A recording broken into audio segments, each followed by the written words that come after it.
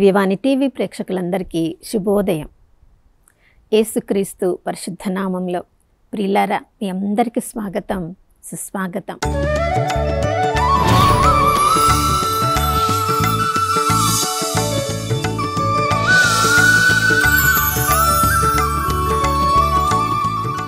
గడిచిన కాలమంతా కంటికి రెప్పలా కాచుకున్న ఆ దేవాతి దేవునికి పూర్ణ హృదయంతో, పూర్ణ ఆత్మతో, పూర్ణ శక్తితో వందనాలు తెలియచేద్దాం.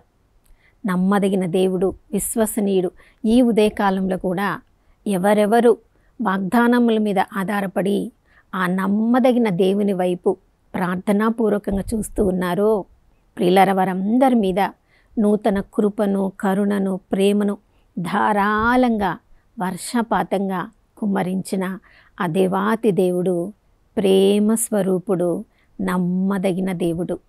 ప్రియులారా, పూర్ణ హృదయంతో, పూర్ణ ఆత్మతో, పూర్ణ శక్తితో ప్రభా నేను నిన్ను ప్రేమిస్తున్నానయ్యా అని ప్రతిరోజు ఎన్నోసార్లు చెప్తాం.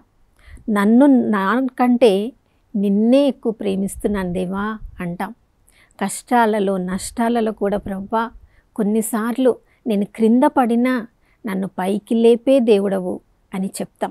ప్రియులారా, ప్రపంచంలో అందరికీ కూడా ఏదో ఒక పరిస్థితిని వాళ్ళు ఎదుర్కొంటూనే ఉంటారు.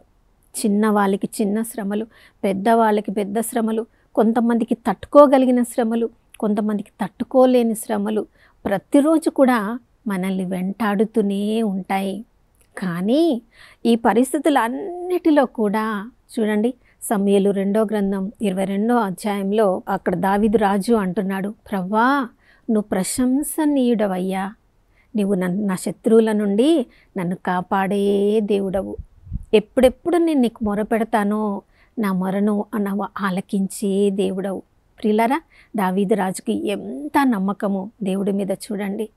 ఆయన ప్రతి పనిలో కూడా ఆ దేవుడు తోడుగా ఉన్నాడు కాబట్టి ఆ ప్రభుని అంటున్నాడు, నువ్వు ప్రశంసనీయుడవయ్యా, నీలో నేను దాగుకొని ఉంటాను. 57వ కీర్తన 7వ వచనంలో అందుకే చెప్తున్నాడు, ప్రభా నా హృదయము నీలో స్థిరంగా ఉన్నది, నా హృదయము నీలో దృఢముగా ఉన్నది, నేను ఎల్లప్పుడూ కూడా నిత్యము నీకు స్తుతులు పాడుతూ ఉంటాను. ప్రియులారా, దావీదు చిన్న బాలుడుగా ఉన్నప్పటి నుంచి రాజుగా అయ్యేంత వరకు అతని జీవితంలో ఏ శ్రమలు లేవా? రాజు అయిన తర్వాత కూడా అతని జీవితంలో ఏ శ్రమలు కూడా లేవా? కానీ అన్ని శ్రమల మధ్యలో కూడా ఆ 57వ కీర్తనలో అతడు సౌలు రాజు నుంచి తన్ను తాను కాపాడుకోవడానికి ఒక గుహలో దాక్కొని ఉన్నాడు. ప్రియులారా, ఆ గుహలో దాక్కొని ఉండి ఆ 57వ కీర్తన 1వ వచనంలో చెప్తున్నాడు, ప్రభా నీ రెక్కల మాటున నేను దాగుకొని ఉందును, నీవు నన్ను కాపాడే దేవుడవు. ప్రియులారా, ఎవరెవరైతే ఆ ప్రభు వైపు చూస్తారో వారందరినీ కూడా కాపాడగలిగిన దేవుడు. కానీ మనలో చాలామందిమి ప్రభు కాపాడిన తర్వాత, లేదా ప్రభు ఈ శ్రమ నుండి నన్ను బయటికి తీసుకొని వచ్చిన తర్వాత, లేదా ప్రభు నేను అనుకున్నది, నాకు కోరుకున్నది అది నాకు ప్రభు అనుగ్రహించిన తర్వాత అప్పుడు నేను వందనాలు చెప్తాను అని మనం అనుకుంటాం. కానీ ప్రియులారా, కీర్తనకారుడు చూడండి, ఇంకా ఆ శ్రమ నుండి బయట పడను లేదు, కానీ ప్రభువా నా హృదయం నీలో స్థిరంగా ఉంది, దృఢంగా ఉంది, అందుకే నేను నీకు నిత్యము స్తుతులను పాడేదను అంటున్నాడు. ప్రియులారా, మనం అందరి జీవితంలో కూడా ఏదో పరిస్థితి గుండా మనం ప్రయాణం చేస్తూ ఉండవచ్చు, ఏదో కోరికలు మనకి ఉండవచ్చు, ఏదో మనం శ్రమలను, శోధనలు, వేదనలను ఎదుర్కొంటూ ఉండవచ్చు. అటువంటి పరిస్థితులలో కూడా కీర్తనాకారుడి వలె, అయ్యా నేను కూడా నీలో దాగుకొని ఉన్నాను కాబట్టి నిత్యము నీకు స్తుతులను అర్పిస్తూ ఉంటాను అని మనము చెప్పగలగాలి. ప్రియులారా, ఎందుకంటే మనము ఆ ప్రభువును స్తుతించడానికి ఈ లోకంలో సృజింపబడ్డామని యెషయా గ్రంథం 43వ అధ్యాయం 21వ వచనంలో ప్రభువే స్వయంగా యెషయా ప్రవక్త ద్వారా అసలు మన ఉనికి ఈ లోకంలో ఎందుకు ఉందో, పరలోకంలోనికి ఒక రోజు వెళ్ళిన తర్వాత ఆ మహా దూత ఘన సమ్మేళనముతో మనం అందరము ఏకమై పరిశుద్ధులు పరిశుద్ధులు పరిశుద్ధులు అని ఆ ప్రభువును నిత్యము స్తుతించే ఆ సమయము వరకు ఈ లోకంలో కూడా ఆ ప్రభుని స్తుతిస్తూ ఉండాలి. ఎందుకంటే తిమోతికి రాసిన మొదటి లేఖ 1వ అధ్యాయం 17వ వచనంలో ఆ దేవుడు మరణము లేని దేవుడు, అమరమైన దేవుడు, అగోచరమైన దేవుడు, నిత్యమైన దేవుడు, ఎల్లప్పుడూ ఆయన రాజుగా పరిపాలనము చేసే దేవుడు. ఈ లోకంలో ఎంతోమంది పరిపాలకులు ఉండవచ్చు, అధిపతులు ఉండవచ్చు, వారందరికీ అధికారం ఇచ్చింది ఆ దేవుడే. కానీ ఆ అధికారాన్ని, పరిపాలనను వారు సరంగా వాళ్ళు చేయగలుగుతున్నారా లేదా అని ఒక్కరోజు ప్రశ్నించగలిగేది ఆ రాజాతి రాజు అయిన ఆ ప్రభువే. అందుకనే నిత్యము ఆ ప్రభుని స్తుతించాలి ప్రియులారా. చూడండి, యూదా పత్రికలో కూడా 1వ అధ్యాయం 24-25 వచనాల్లో మనం చదువుతున్నాం. ఆయన నిత్యము కూడా పరిపాలనము చేసే దేవుడు, అందరికంటే ఉన్నతమైన స్థితిలో ఉన్న దేవుడు. ఆయన శాంతితో పరిపాలన చేస్తూ ఉంటాడు. కాబట్టి ఆ ప్రభువునకు మాత్రమే ఘనత, మహిమ, ఆరాధన కలుగునుగాక అని మన హృదయము ఎల్లప్పుడూ కూడా ఆ ప్రభుని స్తుతిస్తూ ఉండాలి. ప్రియులారా, ప్రభు మనల్ని స్తుతించమని వాక్యం ద్వారా ఆహ్వానిస్తున్నారు. కాబట్టి అందువల్లనే మనం ప్రభుని స్తుతించాలా? ఒకవేళ మనం ప్రభువుని స్తుతించకపోతే ఆయన మహిమ, ఘనత ఏమైనా తక్కువ అవుతుందా ప్రియులారా? లేనే లేదు. లూకా సువార్త 19వ అధ్యాయంలో మనం చదువుతున్నాం. చిన్నపిల్లలందరూ కూడా, అక్కడున్న వాళ్ళందరూ కూడా ప్రభు నామమున వచ్చినవాడు ఈయన స్తుతింపబడునుగాక అని దేవాలయంలో వాళ్ళు పెద్దగా ప్రభుని స్తుతిస్తూ ఉన్నప్పుడు అక్కడ ఉన్న పరిసయ్యులు, ధర్మశాస్త్ర బోధకులు వారిని అలా స్తుతించవద్దని చెప్పండి, వాళ్ళను నోరు మూసుకోమని చెప్పండి అన్నప్పుడు యేసుక్రీస్తు ప్రభుల వారిచ్చిన సమాధానం ఏంటి? ఒకవేళ స్తుతించకుండా వీళ్ళ నోళ్ళు మూయబడితే ఈ రాళ్ళు సైతము ఆ ప్రభువుని, ఆ దేవుణ్ణి స్తుతించగలవు. ప్రియులారా, ఈ లోకంలో మానవాళి మాత్రమే కాదు ఆ దేవుని స్తుతించేది. సృష్టిలో ఉన్న ప్రతి వస్తువు తమ యొక్క ఉనికి ద్వారా ఆ ప్రభుని స్తుతిస్తూనే ఉంది. ప్రియులారా, ప్రభువులో దాగి ఉండటం అంటే కేవలం ప్రభుని స్తుతించడం ద్వారా మాత్రమే మన ఉనికిని మనం చాటుకోగలము కాదు. ప్రభువులో దాగి ఉన్నామంటే ప్రభు యొక్క గుణగణాలను మనం కలిగి ఉన్నాము. ప్రభు ఏమేమి చేయాలని ఆశపడుతున్నారో ఈ లోకంలో మనం చేసి ఆ ప్రభువు ఇంకా ఏదైనా మిగిల్చి ఉన్న కార్యం ఏమైనా ఉందో దాన్ని మనం పరిపూర్తి చేయాలి. ఈ లోకంలో ఉన్నప్పుడు ప్రభు ఎంతోమందిని స్వస్థపరిచారు, ఎంతోమందికి విడుదలను కలిగించారు. ప్రభువు మీరు నా నామంలో అందరికీ బప్తిస్మనిచ్చి నా శిష్యులను చేయండి అన్నారు. ఆ పరిచర్యను ఈ లోకంలో మనం కొనసాగించాలి.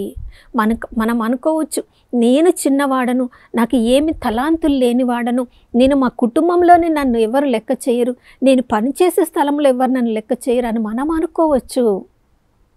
గిద్యోను కూడా ఇలానే అనుకున్నాడు. న్యాయాధిపతుల గ్రంథంలో మనం చదువుతున్నాము, మా యొక్క తెగలో మా కుటుంబమే చాలా తక్కువైనది, ఎవరిని మమ్మల్ని లెక్క చేయరు, అసలు మాకు విలువనే లేదు మా తెగలో అంటున్నాడు. కానీ దేవుడు వాళ్ళ తెగలో అందరికంటే గిద్యోన్ని కదా ఓ శూరాగ్రణి అని ఆయనలో ఉన్న శక్తిని బయటికి తీసి న్యాయాధిపతిగా ఎన్నుకున్నాడు, న్యాయాధిపతిగా పరిపాలన చేయించాడు. సమూయేలు మొదటి గ్రంథం 9వ అధ్యాయంలో మనం చదువుతున్నాం. చూడండి, ప్రజలు మాకు రాజు కావాలి అన్నారు, కానీ రాజుగా ఎన్నుకోబడిన సౌలు మాత్రము తప్పించుకొని దాగుకొని ఆ జనాలలో దాగుకొని ఉన్నప్పుడు అభిషేకంతో నింపబడిన సమూయేలు ప్రవక్త అతన్ని గుర్తించి అతని పేరును దేవునిచే రాజుగా ఎన్నుకోబడ్డవాడని అందరి ముందు ప్రకటించగలిగాడు. సౌలు కూడా అన్నాడు, అయ్యో చివరి వాడైన బెన్యామీను గోత్రంలో ఉన్న నేను, మా కుటుంబం ఇంకా అసలు ఏ లెక్కలో లేనిది, నేనేమి చేయగలను అన్నాడు. కానీ ఇశ్రాయేలు ప్రజలకు మొదటి రాజుగా పరిపాలనము చేసే కృపను దేవుడు అతనికి అనుగ్రహించాడు. చూడండి, అతడు దేవునికి అవిధేయత చూపించిన తర్వాత దేవునిచే స్వయముగా ఎన్నుకోబడిన దావీదు గొర్రెల కాపరిగా ఉన్నవాడు, తండ్రి చేత కూడా లెక్కలో లేని వాడిగా చూడబడ్డవాడు. సమూయేలు మొదటి గ్రంథం 16 అధ్యాయములు మనం చదువుతున్నాం. సౌలును అవిధేయత వలన ప్రక్కకి జరిపిన దేవుడు చిన్నవాడైన అన్నలను కూడా ప్రక్కకి జరిపి గొర్రెల కాపరి అయిన దావీదుని ఎన్నుకున్నాడు. నా ప్రియ సహోదర సహోదరి, నీవు కూడా అనుకోవచ్చు, నీ కుటుంబంలో నిన్నెవరు లెక్క చేయడం లేదు, నువ్వు పనిచేసే దగ్గర నిన్నెవరు లెక్క చేయడం లేదు, నువ్వు నివసించే సంఘంలో సమాజంలో నీకెవరు గౌరవం ఇవ్వడం లేదు. కానీ నీలో నివసించే ఆ దేవుని ఉనికిని నీవు, ఆ ప్రభువులో నీవు దాగి ఉన్నావని తెలుసుకోగలిగితే, ఆ ప్రభువు నిన్ను పైకి లేపినప్పుడు ఎవరు ఈ లోకంలో నిన్ను క్రిందికి దించగలరు? ఆ ప్రభువు కృప ఏ స్థితిలో నిన్ను ఉండాలనుకుంటుందో తప్పకుండా అక్కడ ఉంచుతుంది. కాబట్టి ఏ కృపను దేవుడు నీకు ఇచ్చాడో, ఏ ధన్యతను ప్రభువు నీకు ఇచ్చాడో, ఏ తలాంతులను నీకు ఇచ్చాడో, ఏ పరిచర్యను దేవుడు నీకు ఇచ్చాడో, ఇతరులు దాన్ని తక్కువ చేసి చూడవచ్చు.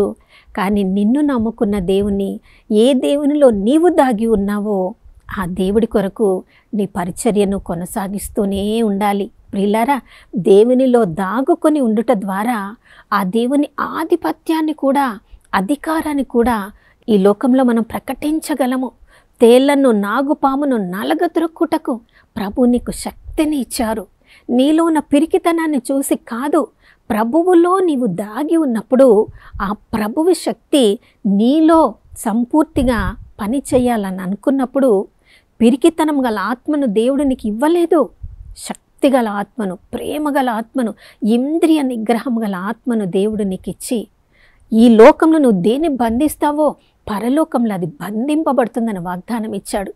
ఈ లోకంలో విశ్వాసంతో ఏ ఆశీర్వాదంలో నీ మీద, ఇతరుల మీద నువ్వు తెరుస్తావో అది పరలోకంలో తెరవబడుతుందని గొప్ప వాగ్దానాన్ని, అధికారాన్ని దేవుడు నిన్ను నమ్మి నీకు ఇచ్చినప్పుడు, దేవునిలో దాగుకొన్న నీవు దేవుని అధికారాన్ని, దేవుని మహిమ కొరకు ఈ లోకంలో మనం వాడుతున్నప్పుడు, ప్రకటిస్తూ ఉన్నప్పుడు అది దేవుని మనం స్తుతించినట్లవుతుంది. ఆ దేవునికి మనం ఈ లోకంలో సాక్షులుగా జీవించినట్లవుతుంది. అప్పుడు ప్రభువా, నేను నీ రాజ్యాన్ని, నీ నీతిని వెతికానయ్యా, నన్ను ఎంత గొప్పగా నువ్వు ఈ లోకంలో వాడుకున్నావు, ఒకరోజు నాకు నీతి కిరీటాన్ని, జీవ కిరీటాన్ని కూడా నీవు ఇవ్వబోతున్నావు ప్రభువా, నీకు స్తోత్రం అని ప్రియులారా అపోస్తలుడైన పౌలు చెప్పినట్లుగా ఈ లోకంలో మనము కూడా ప్రతి క్షణము మనలో ఉన్న బలహీనతలను చూడడం కాదు, కానీ మనం ఏ దేవునిలో దాగుకొని ఉన్నామో ఆ ప్రభువునకు స్తుతి, మహిమ, ఘనత కలుగునట్లుగా ప్రతి క్షణము ఆ ప్రభుని స్తుతిస్తూ ఉండాలి. ఆ ప్రభు పరిచయలో కొనసాగుతూ ఉండాలి. నా పూర్ణ హృదయంతో ప్రభువా, నిన్ను, నీ రాజ్యాన్ని, నీ నీతిని వెతుకుతున్నాను, నీవిచ్చిన అధికారంతో ఈ లోకంలో నీకు సాక్షిగా జీవిస్తాను అని మన ప్రతి దినము కూడా, మన ప్రతి అణువు ఆ ప్రభు మహిమ కొరకు తప్పించాలి ప్రియులారా. అటువంటి గొప్ప కృపతో ప్రభు ఈరోజు మనందరినీ కూడా ఆహ్వానిస్తున్నారు. మరి ప్రభువులో దాగి ఉన్నామా? ప్రభు యొక్క ఉనికిని మనం అనుభవించగలుగుతూ ఉన్నామా? ఈ ఉదయకాలం మనల్ని మనం పరీక్షించుకొని, ఒకవేళ లేనట్లయితే ప్రభువా, ఈ లోకంలో శ్రమల వైపు నిన్ను చూడకుండా నీలో నేను దాగి ఉన్నాననే ఆ ఉనికిని, స్పర్శని కలిగి ఉండినట్లు నా కృపను అనుగ్రహించమని మనం అందరం కలిసి ప్రార్థించుకుందాం. నాతో కలిసి ప్రార్థనలో ఏకీభవించండి. పరిశుద్ధమైన దేవానికి స్తోత్రములు తండ్రి. ప్రభా, ఈ లోకంలో ఎన్నో శ్రమలను, శోధనలు, వేదనలు మేము ఎదుర్కొంటూ ఉన్నప్పుడు, మా యొక్క చూపును, దృష్టిని దాని మీదికి మరల్చినప్పుడు ప్రభా, ఎన్నోసార్లు నిన్ను స్తుతించలేకపోతున్నాం. అంతకుముందు మా జీవితంలో నువ్వు చేసిన ఒక్కొక్క కార్యాన్ని మేము తలంచుకున్నప్పుడు, మేము అనుకొననివి గొప్ప కార్యాలు అనుకొనని సమయంలో నువ్వు చేసి ఎన్నెన్నో మోయబడిన ద్వారములను ప్రభా నువ్వు మా జీవితంలో తెరిచినప్పుడు ప్రభా, ఆ సమయంలో మీకు వందనాలు చెప్పాము.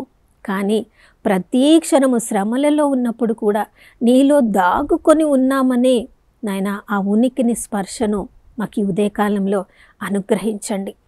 ఏ పరిస్థితుల్లోనైనా ప్రభా నిన్ను స్తుతిస్తూ ఉండగా తండ్రి, సౌలు దుష్టాత్మతో పీడింపబడుతున్నప్పుడు దావీదు ప్రభా తంబూరను పెట్టుకొని అతన్ని నేను స్తుతించినప్పుడు దేవుని సన్నిధిని అక్కడికి తీసుకొని రాగలిగాడు.